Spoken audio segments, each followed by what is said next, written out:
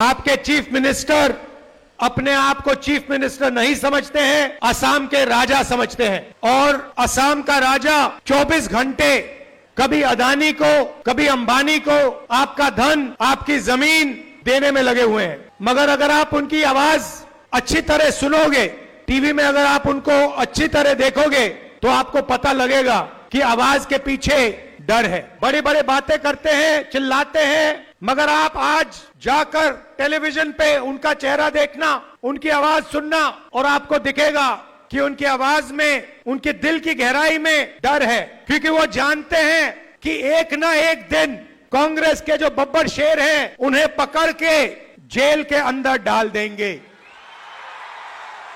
वो जानते हैं कि जो उन्होंने भ्रष्टाचार किया है, उनके परिवार ने जो भ्रष्टाचार किया है, कभी ना कभी उसका हिसाब उन्हें असम की जनता को देना पड़ेगा।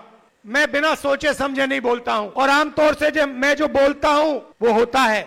और मैं आज आपको बोल रहा हूं कि कुछ ही समय में आपको यही मीडिया वाले आपके चीफ मिनिस्टर को जेल जाते हुए दिखाएंगे,